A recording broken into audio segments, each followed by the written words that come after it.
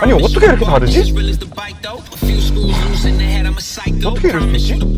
모트라인의 올해의 차 2차로 선택하도록 하겠습니다.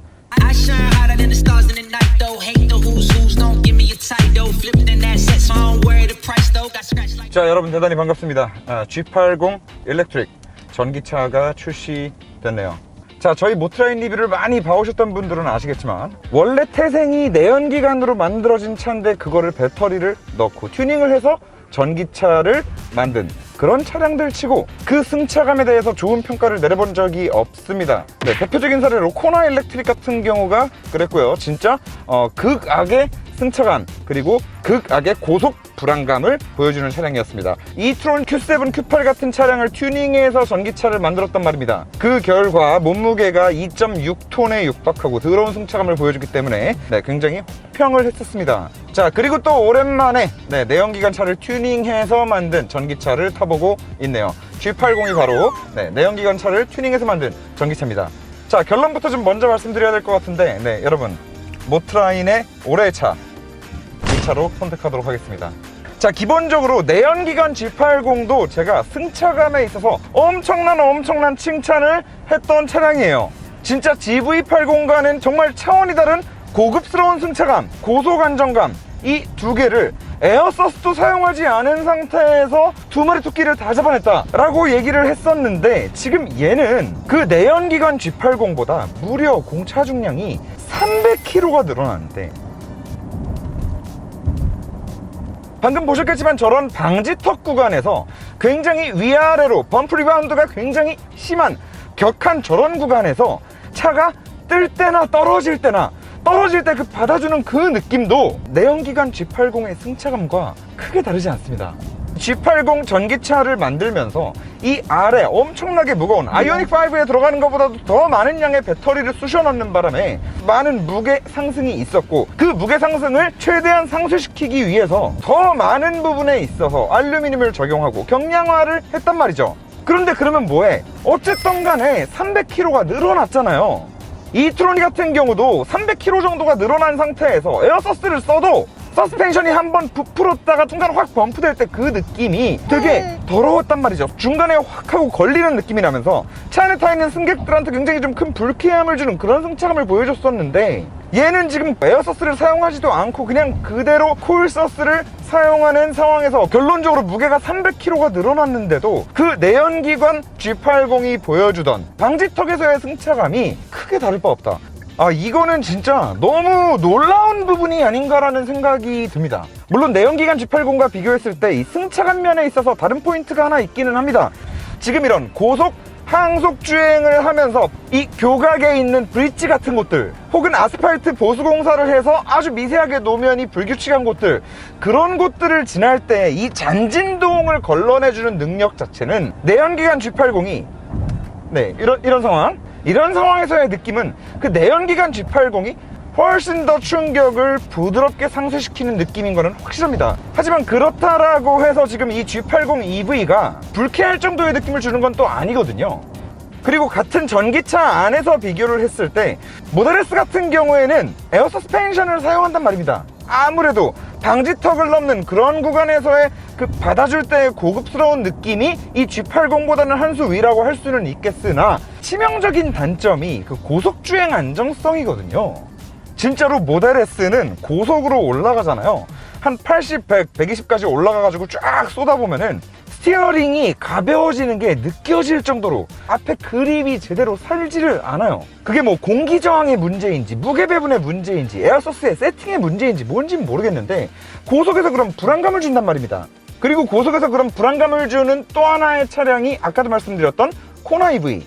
지금 G80 같은 경우에는 실내 공간을 포기하고 배터리를 안쪽으로 다 쑤셔받고 바닥의 높이를 높게 하면서 이 아래 배 쪽에 배터리 튀어나온 거 없이 차고의 높이도 그냥 내연기관 차량과 동일하게 가지고 갔지만 코나 EV 같은 경우에는 실내로 배터리가 침범하고 들어올 공간도 없었단 말이에요. 그러다 보니까 아래서 보면은 배터리 팩이 이렇게 아래로 튀어나와 있어. 배터리 팩이 아래로 튀어나와 있으니까 또 차고를 드러놨단 말이에요. 그래서 결과적으로 코나 EV 같은 경우도 고속에서의 그 안정감이 진짜 정말 쉣더 퍽이었는데 지금 이 G80 같은 경우에는 지금처럼 뭐 80에서 100 정도 속도에서 급차선 변경을 한다든가 했을 때 코나처럼 아래 바퀴는 안 따라가는데 몸뚱아리만 움직이면서 오뚜기처럼 굉장히 운전자한테 불안한 느낌을 준다던가, 혹은 모델 S처럼 이렇게 고속에서 앞에 그립이 없어지는 느낌을 준다던가 하는 게 지금 전혀 없습니다.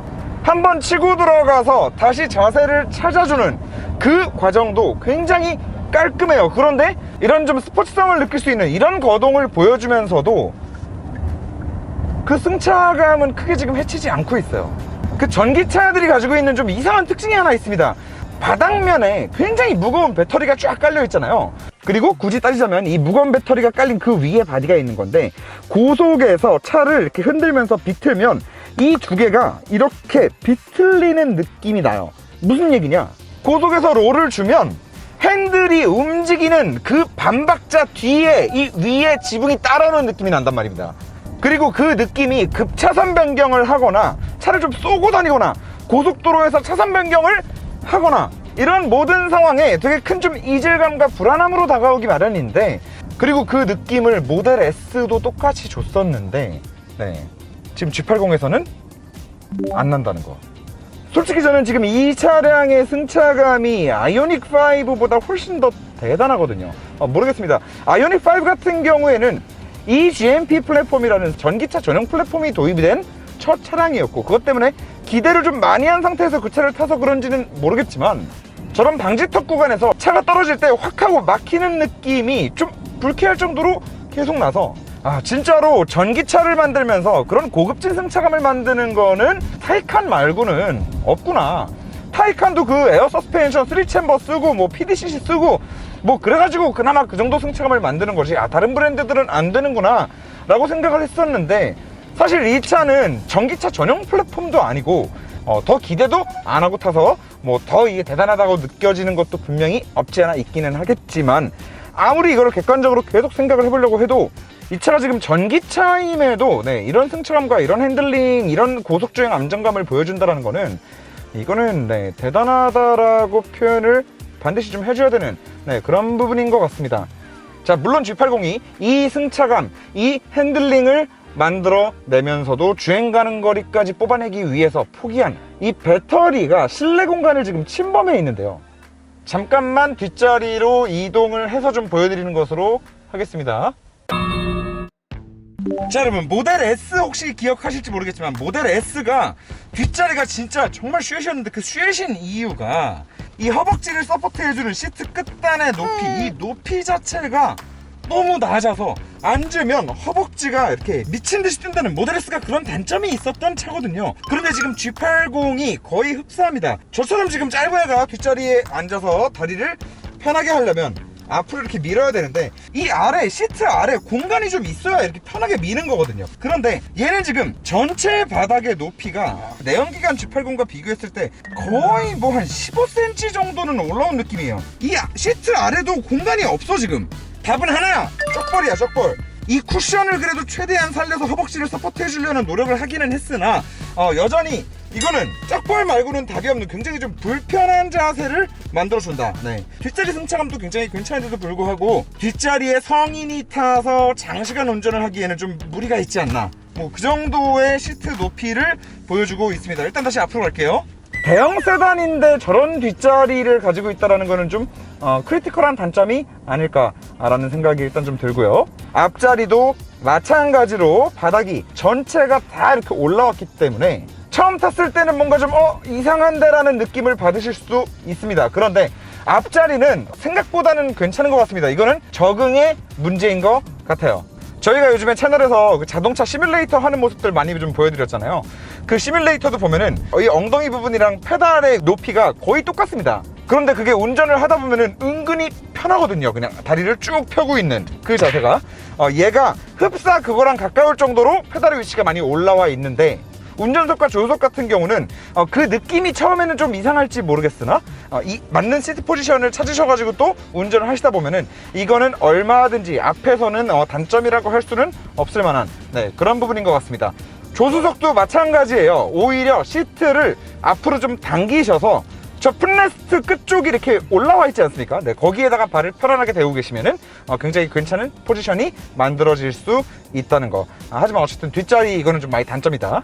자, 아무튼 뭐 제 기준에서는 이 승차감, 핸들링, 고속 안정감 이런 것들 때문에라도 그냥 무조건 올해의 차 라고 얘기를 해도 무방한, 그래도 조금만 더 디테일하게 설명을 좀 드려보자면, 지금 이 G80 같은 경우에는 듀얼 모터를 사용합니다. 그런데 쓸데없이 모든 상황에 이 앞뒤 모터를 계속해서 구동할 필요는 없겠죠. 그래서 아이오닉 5에도 들어가 있는 똑같은 시스템이기는 하지만 에코모드 기준으로는 20km까지만 모터를 앞뒤 다 쓰고요, 20km가 넘어가는 순간 앞은 동력을 끊습니다. 모터를 사용하지 않아요. 그런데 아이오닉 5와 마찬가지로 그 모터를 끊어낼 때, 동력을 끊어낼 때의 느낌이 전혀 나지 않는다. 그와 관련된 이질감은 일단 전혀 없고, 그리고 여기서 한 가지 궁금해 하실 수 있는 게, 전기차 같은 경우에는 브레이킹이 들어갈 때마다 모터에 역토크를 걸어서 전기를 생산해내게 됩니다. 그런데 앞에 모터에 동력이 끊겨 있으면 회생제동도 뒤에 동력이 걸려있는 모터만 가지고 하냐?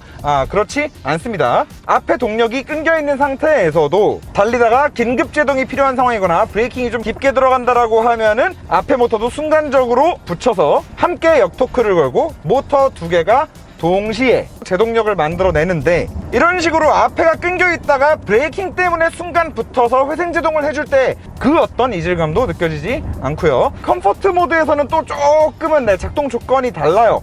0km에서 20km까지는 무조건 4륜, 그리고 20km부터 120km까지는 필요에 따라서 4륜을 쓰기도 하고 2륜을 쓰기도 하고, 120km 이상에서는 무조건 또 4륜. 스포츠 모드에서는 상시 4륜. 누른 김에 출력을 조금 느껴보면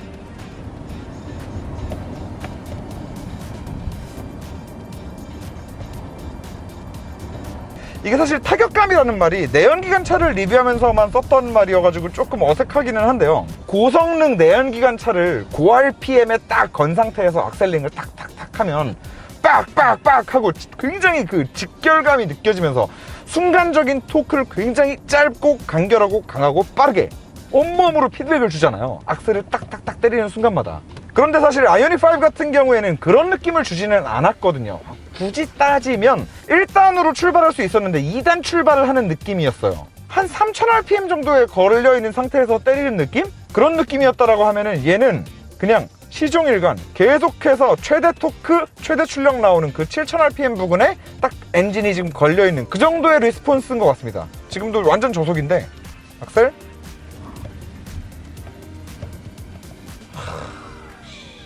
지금 솔직히 말씀을 드리면 현대가 도대체가 이 제네시스 브랜드를 어떻게 해야 할 생각인가, 뭔가 계획이 있나. GV80 그렇게 만든 거 보고 저는 사실 되게 걱정이 많았거든요. 물론 GV80을 이렇게 얘기하는 사람은 전 저밖에 못 봤습니다. 그런데 지금 드는 생각은 전기차 만든다고 조금 길을 모으고 있었나라는 생각이 들 정도로, 그리고 뭐 계속 말씀드리지만 이 브레이킹 시의 이질감이 진짜 기가 막힙니다. 네. 전기차나 하이브리드 차가 만들어내는 이 제동력의 부드러운 느낌은 굉장히 좀 어려운 기술이거든요. 상황에 따라서 전기를 만들어내는 이 모터에서 생기는 제동력과, 그리고 브레이크 로터랑 패드가 마찰력을 일으키는 그 마찰력 두 개를 계속 실시간으로 밸런싱을 하면서 브레이크를 잡아줘야 되기 때문에 굉장히 어려운 거란 말입니다. 왜냐면 사람이 브레이크를 밟을 때 뭐 회생제동 브레이크 페달 따로, 브레이크 패드용 브레이크 페달 따로, 뭐 페달을 두 개로 나눠서 이렇게 조절해서 밟는 게 아니잖아요. 차가 상황에 맞춰서 모터의 회생제동량을 결정하고, 그리고 또 속도가 점점 줄어들면은 관성이 없어지니까 모터에서 나오는 회생제동력이 약해질 수밖에 없겠죠. 그럴 때는 또 이게 낮아진 만큼 브레이크 패드 쪽의 마찰력을 늘려주고, 이렇게 계속 서로 조율을 하면서 자기가 알아서 똑똑하게 제동력을 만들어주는 건데, 모터도 떨어졌다 붙었다를 하잖아. 그런데 그 와중에도 그 브레이크가 들어간다거나 부드러운 브레이크, 일정한 담력으로 고속에서부터 쭉 세우는 브레이킹, 이 모든 상황에서 이질감이 이렇게까지 없다라는 거는 솔직히 좀 대단한 부분인 것 같습니다. 이거 오늘 기대도 안 하고 왔다가 너무 빨아가지고 좀 황당하고 민망한데, 제가 아이오닉 5 리뷰하면서 좀 안 좋게 표현했던 것 중 하나가 이 차량의 트랙션 컨트롤이었습니다. 조금 밟았는데 뒤가 훅 털렸거든요. 지금 얘는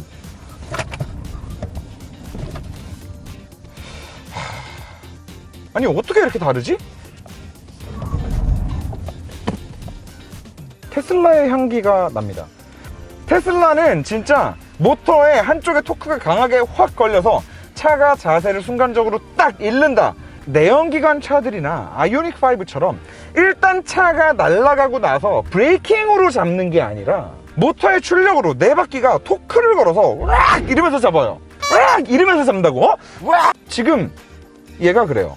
으악! 일단 어지간한 상황에서는 코너에서 악셀을 좀 깊게 지져도 일단 날아가지도 않는데 살짝 틀어진다 싶으면 얘도 테슬라와 마찬가지로 되게 그 이질적인 모터의 토크로 차가 날아가는 거를 방지하면서 탈출을 시키는 그 느낌이 지금 비슷하게 나는데, 아이오닉 5란 지금 이 녀석이랑 토크 벡터링 관련해서 뭐 비슷한 로직이 들어가 있다라고는 하지만 그냥 원리가 비슷한 시스템일 뿐이지 아이오닉 5에 들어가 있는 개보다는 한 10배, 20배 똑똑한 시스템이 들어가 있는 게 아닌가라는 생각이 듭니다. 물론 아이오닉 5랑 가격 차이가 한 2배 정도 나기 때문에 이게 기본이 8,200 시작이니까 보조금을 받고 풀옵션을 다 해도 뭐 8,000 후반, 9,000 뭐 이렇게 차를 팔아먹으려면 그래 이 정도는 만들어야지 라고 생각하는 게 어찌 보면은 당연하기도 하지만 워낙에 지금까지 비싸게 팔아먹으면서도 별게 없는 경우가 많았기 때문에 놀라운 겁니다. 한마디로 얘기해서 얘는 돈값을 하는 애다. 너무 마음에 든다. 자 여러분, 현대가 제네시스라는 차를 처음 만들었을 때 여러분들이 어떤 별명을 지어주셨는지 기억하시나요? 그 별명이 오랜만에 다시 한번 머릿속에 떠오르네요. 네. 그래서 이 차의 한 줄 평.